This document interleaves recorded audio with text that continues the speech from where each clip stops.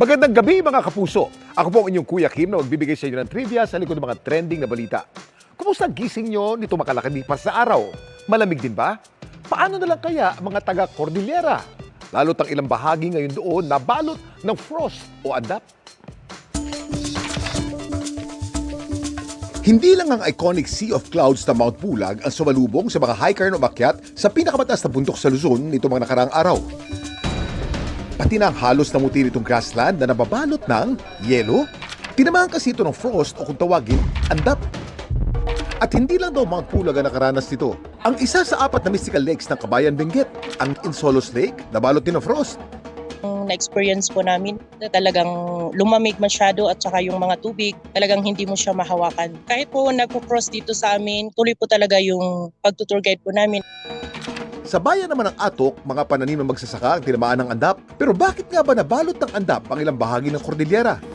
Ang frost ay manipis na layer ng yelo o ice na nabuo mula sa water vapor na na-deposit sa freezing surface. Nangyayari ito kapag napakalamig ng hangin. Bagay na normal na mangyari ngayong amihan season, kung saan ang northeast monsoon nagdadala ng malamig na hangin mula sa Siberia. Samantala sa La Trinidad, naitala nitong January 26 ang kasalukuyang pinakamababang temperatura ngayong amihan season, 9.4 degrees Celsius. Ang lamig!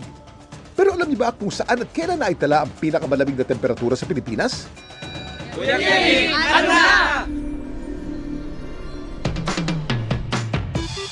Ayon sa Pag-asa, ang lowest official temperature na naitala sa bansa ay 6.3 degrees Celsius at naitala ito noong January 18, 1961 sa ating summer capital dito sa Baguio. Habang ang pinakamababang temperatura sa Metro Manila naitala sa port area noong January 11, 1914. 14.5 degrees Celsius lang. Pakalamig, ano po? Samantala para malaman ang trivia sa likod ng viral na balita, i-post o i-comment lang #Kuya Kim. Ano na? Laging tandaan, kimportante ang may alam. Ako po si Kuya Kim, masagot ko kayo 24 oras. Dinipensahan ng ilang senador ang pag-aproban nila sa Filipino citizenship ng isang Chinese businessman. Sa gitna yan ng pagtutol ng kapwa nila senador dahil sa umano'y red flags. Kabilang ang koneksyon umano dito sa Pogo. Nakatutok si Mark Salazar. Nitong Lunes, sa botong 19-1 sa plenaryo ng Senado, inaprobahan sa ikatlo at huling pagbasa ang paghingi ng Filipino citizenship ni Li Duanwang, isang Chinese businessman na mas kilala bilang Mark Ong, na nagninegosyo sa Pilipinas simula 1991. Mabilis lang ang naging pasada sa plenaryo, kasabay ng ibang ipinasang local bills. Pero wait lang, sabi na nag-iisang kumontra sa hiling ni Li Duanwang. I could not, in good conscience, vote to grant Filipino citizenship to Li Duanwang. At sa aking interpellation sa panukalang ito, nalaman natin na napakarami at naglalakihang red flags ang itinago ni Li Duanwang sa Kongreso. Inisa-isa ni Senador Risa Ontiveros ang umano'y red flags. Si Li Duanwang ay junket operator at kasosyo ni Duan Renwu, ang sinasabing big boss ng na-raid na Pogo sa Porac, Pampanga.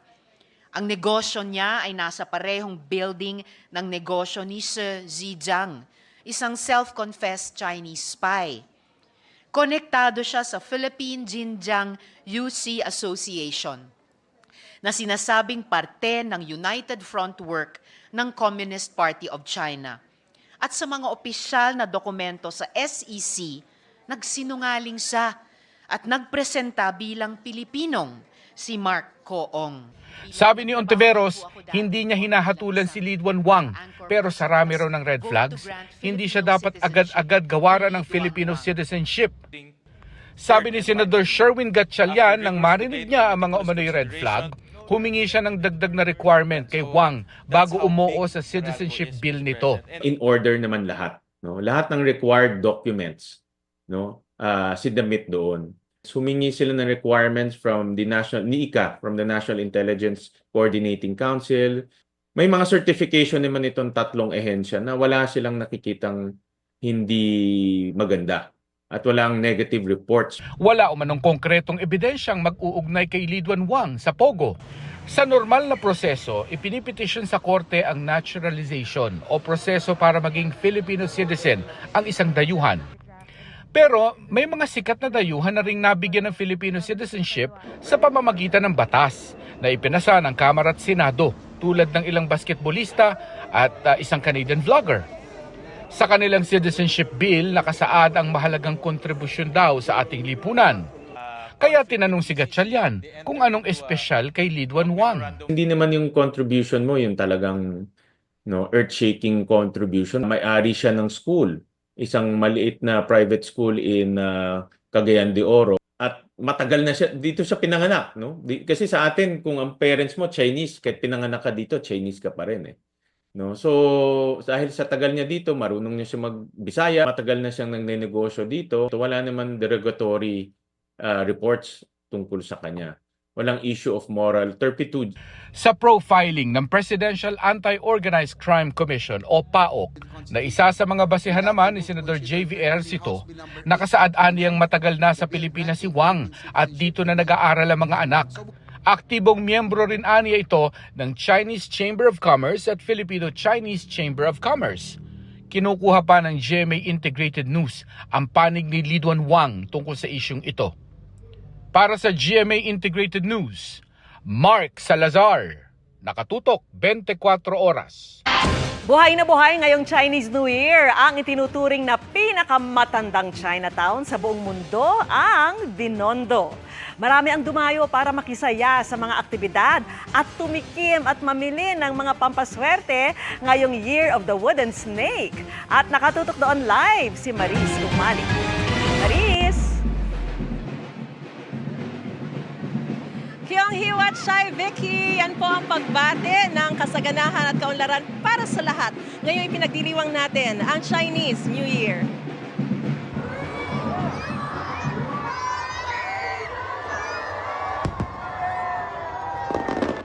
Sa isang engrandeng fireworks display at drone show, sinalubong ang Chinese New Year sa kahabaan ng Jones Bridge sa Maynila. Ang tulay na ito ang nagsisilbing entryway papunta sa pinakamatandang Chinatown sa buong mundo, ang Binondo. Buong araw buhay na buhay ang Ongpin Street. Piyesta hindi lang sa paningin, kundi pati sa pandinig ang mayat-mayang mga lion at dragon dance. Mas nakakabuhay pa ng dugo ang mga banda't musiko. At ang pagpapamudmod ng mga ampaw at iba pang regalo ng establishmentong ito na talaga namang pinagkaguluhan ng mga tao. Sari-saring atraksyon din ang bubusog sa paningin. Kaya naman enjoy na enjoy ang mga maagang dumagsa rito. At dahil may selebrasyon, mawawala ba naman ang pagkain? Food crawl ang trip ng marami sa dami ng masasarap at swerteng pagkain daw dito. Gaya ng magkaibigang ito na galing Parao, Mindanao at dumayo talaga rito sa Binondo para makipiesta at makapag-food trip. Unang-una po yung pagkain, pangalawa po yung kaganapan po dito. So yung Chinese New Year. At ang sarap po ng pagkain. Anong dinayo nyo? Ito lang, food trip. Pagkain din ang dinayo ng mga galing Pantarlac at Iloilo. Sa siopaw lang kami, yung fried siopaw. Tapos maglilibot lang kami. May experience namin yung food dito. Marami rin ay di pinalagpas ang mamili ng mga Lucky Charms, bilog na prutas at syempre ng mga tikoy at hopya na naghahatid daw ng swerte. Para naman maka-attract daw ng swerte, may mga lugar para magsunog ng wishing paper. May kukuhanan din ng kristal na may iba't ibang hatid umanong biyaya. At pwede ring magsindi ng insenso. Pasado 2:00 naman ng hapon nang umarangkada ang Grand Thanksgiving Parade na nagmula sa Manila Post Office at nagtapos sa Lucky Chinatown. Sari-saring makukulay na float ng iba't ibang Chinese organization ang lumahok. May namigay din ng mga mini tikoy. Mahigpit na seguridad naman ang ipinatupad ng Manila Police District at may SWAT pa para mapanatili ang kaayusan at kaligtasan ng lahat ng nakikipiesta. Nakiayon din ang panahon na di gaano sobrang init kaya perfect sa pamamasyal ng mga turista. Vicky, kahit gabi na, nako, wala pa rin patid ang dating ng mga namamasyal dito sa Binondo. Katunayan, kung makikita mo ang aking paligid, talagang siksikan pa rin ang mga namamasyal dito sa Ongpin Street. Lahat sinasamantala yung selebrasyon para makatanggap ng good energy at positive vibes ngayong pagpasok ng bagong taon. Vicky? Kaya nga ganitong outfitan natin, Maris. Kung si Fachay at maraming salamat sa iyo, Maris Umali. Wagi ang ilang personalidad at programang kapuso sa 7th Gawad La Sallaneta. Nakatutok si Salima Refran. Muling kinilala ang galing ng ilang kapuso shows, personalities at host sa ginanap na 7th Gawad La Sallaneta sa De La Salle Araneta University. Magandang gabi po. Wagi bilang most outstanding female news anchor, si 24 Oras anchor Mel Chanco. Habang most outstanding male news anchor naman, si State of the Nation anchor Atom Araulio, na kinilala rin bilang Hall of Fame awardee bilang most outstanding male documentarist. Most outstanding male news correspondent naman si JP Soriano. Most outstanding morning show ang unang hirit, habang most outstanding morning show host naman ang UH Barkada na sina Arnold Clavio, Susan Enriquez, Shaira Diaz at Anzo Pertiera. Wagi rin ang public affairs program gaya ng Eyewitness na most outstanding documentary show. Kinilala naman bilang most outstanding male documentarist si Howie Severino. At most outstanding female documentarist si Maki Pulido para sa Reporter's Notebook. Hall of Fame awardee rin bilang most outstanding female documentarist si Cara David. Hall of Famer na rin sa most outstanding magazine show category ang kapuso mo Jessica Soho, habang hinirang na most outstanding magazine show host si Jessica Soho. Kinilala rin ang programang Wish Ko Lang bilang most outstanding public affairs show at si 24 Oras anchor Vicky Morales ang most outstanding public affairs show host. Most outstanding educational show ang Born to be Wild. Panalo rin ang entertainment programs ng GMA. Most outstanding teleserye ang Pulang Araw. Most outstanding comedy show ang Pepito Manaluto. At most outstanding comedian, si comedy genius Michael V. Most outstanding competition show naman ang Family Feud. Habang most outstanding competition show host naman si Kapuso Primetime King Dingdong Dantes. Kinilala naman bilang most outstanding variety show ang noontime show na It's Showtime, habang most outstanding variety show host si Unkabogable star Vice Ganda. Sa larangan naman ng radyo, most outstanding digital radio station ang Super Radio DZBB. Wagi rin bilang most outstanding male FM DJ si Papa Dudut ng Barangay LS 97.1. Sa pelikula, si Kapuso actor at Asia's multimedia star Alden Richards ang hinirang na most outstanding film actor para sa pelikulang Hello, Love Again na nagwagi rin na most outstanding Filipino film.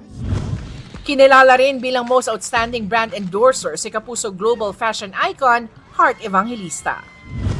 Para sa GMA Integrated News, Salima Refran, nakatutok 24 Oras. Pinabulaanan ng Besling College of the Philippines ang anilay mga di totoong balita sa nangyari sa kanilang off-campus activity sa Hermosa, Bataan noong January 26.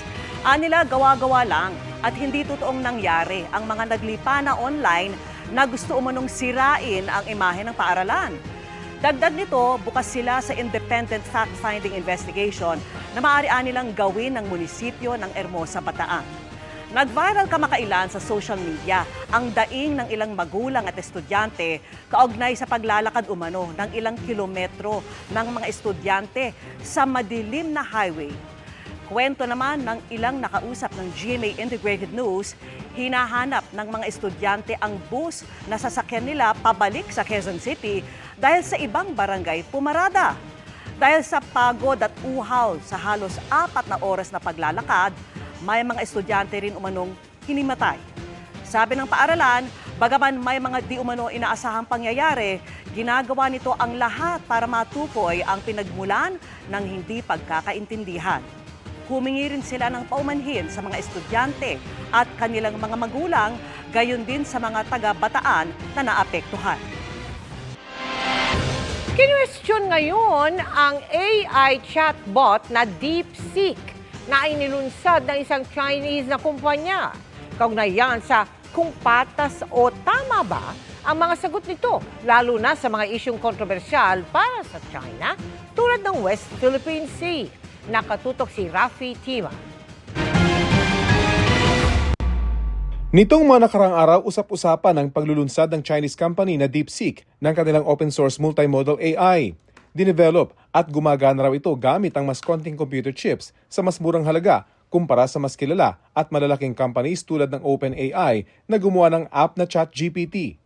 Pero kasing bilis at kasing galing din daw ito ng mga naunang AI chatbots na dinevelop at ginastosan ng daan-daang milyong dolyar sa Amerika. Ayon sa isang eksperto, isa itong welcome development. It proves na we can have cheaper technologies. It's also good for the market kasi there's more competition. So hindi lang iilan yung nakakagawa ng ganitong klaseng systems.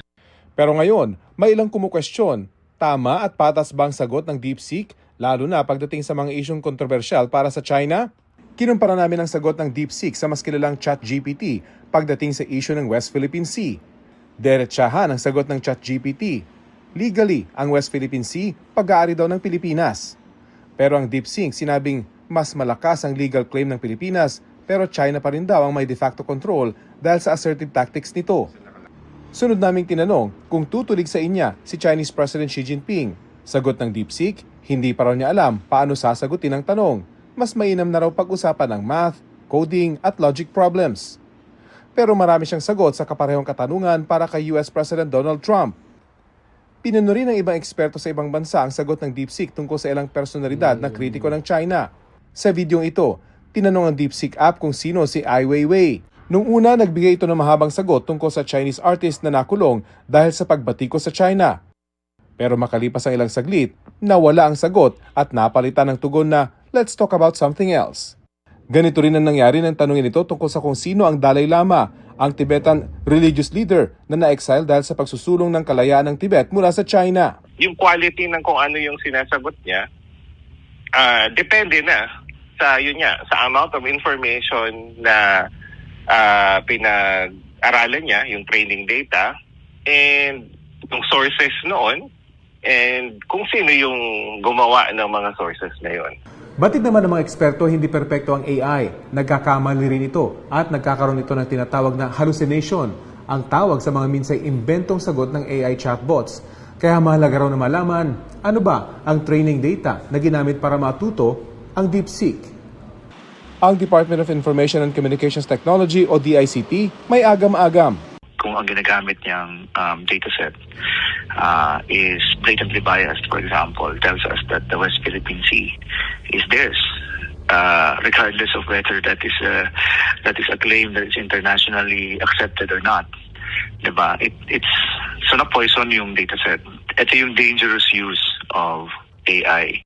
Kaya mahalaga raw na magkaroon ng standard sa pinagmumula ng mga training set o dataset ng mga AI. Sana lang daw bukas sa mga Chinese company sa usaping ito.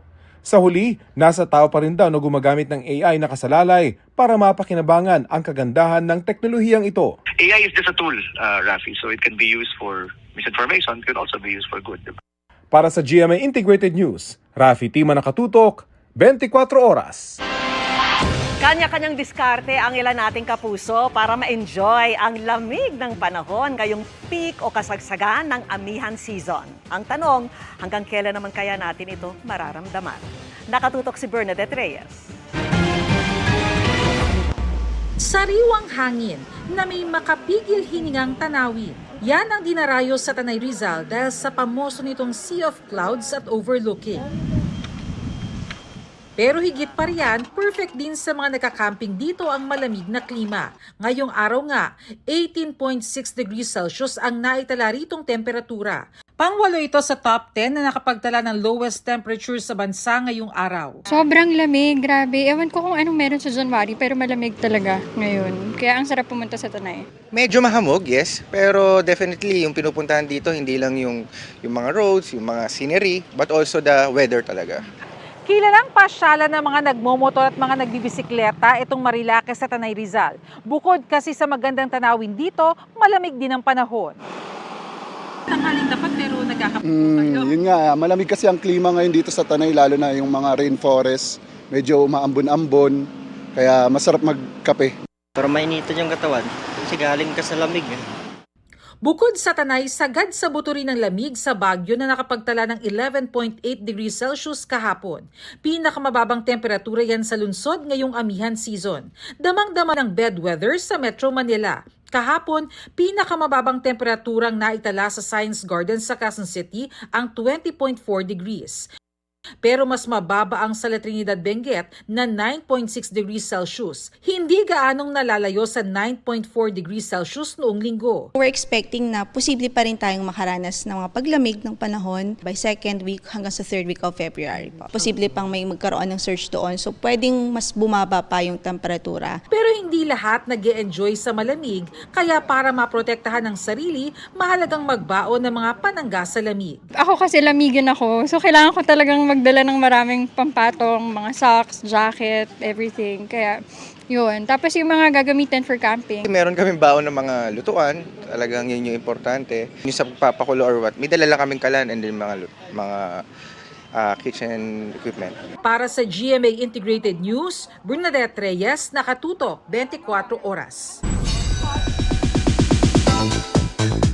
Kyung-hee Watchay, mga kapuso! Magkasamang nagpasaya sa Chinese New Year countdown sa Maynila, sina Katrina Halili at Shane Sava. At muli rin silang magsasama sa Mommy Dearest na tila reunion dahil sa kanilang mentoring session noong Starstruck Season 7. Makichika kay Lars Santiago. Bagamat may dugong Chinese, first time ni Katrina Halili na makiselebrate sa Chinese New Year countdown sa isang mall sa Chinatown sa Maynila. Kasama niya rito ang Mommy Dearest co-star niyang si Shane Sava. Pero may ilang Chinese beliefs and traditions pa rin daw siyang sinusunod.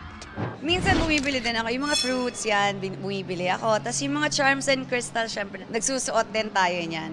Natutuwa raw ang dalawa na magkakasunod ang kanilang projects together. Lalo't naging close sila noong maging mentor ni Shane si Katrina sa Starstruck Season 7. Nakakatuwa po kasi parang nostalgic.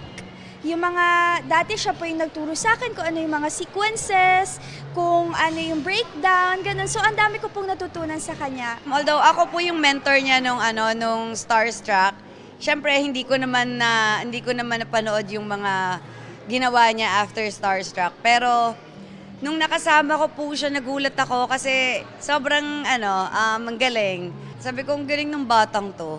Akin na ang anak ko. Peking doktor, ngayon naman peking ina. Ngayong Pebrero na ang kanilang bagong GMA Afternoon Prime Series kasama si Camille Prats, kaya lalo raw silang na-excite.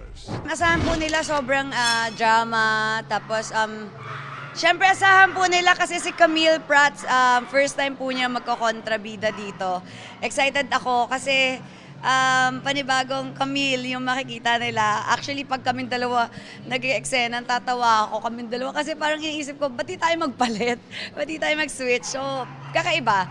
Panigurado po, iiyak po sila at madami po silang emosyon na mararamdaman, lalong-lalo na makaka-relate po sila sa bawat characters kasi it was well written. Lars Santiago, updated sa showbiz happenings. Taos-puso po ang aking pasasalamat sa 7th Gawad La Sallaneta ng De La Salle Araneta University sa paggawad sa akin bilang Most Outstanding Female News Anchor. Congrats, Tita! At salamat din sa pagkilala sa atin bilang Most Outstanding Public Affairs Show host at Most Outstanding Public Affairs Show sa programang Wish Ko Lang. At syempre kung si Fatchay sa inyong lahat. Asa na yung ano mo? Mo. Kalimutan mo sa bahay. At Secret, yan ang Tita. mga balita ngayong Miyerkules. Ako po si Mel Tiangco. Ako naman po si Vicky Morales para sa mas malaking misyon at para sa mas malawak na paglilingkod sa bayan. Mula sa GMA Integrated News, ang News Authority ng Pilipino, nakatuto kami 24 oras.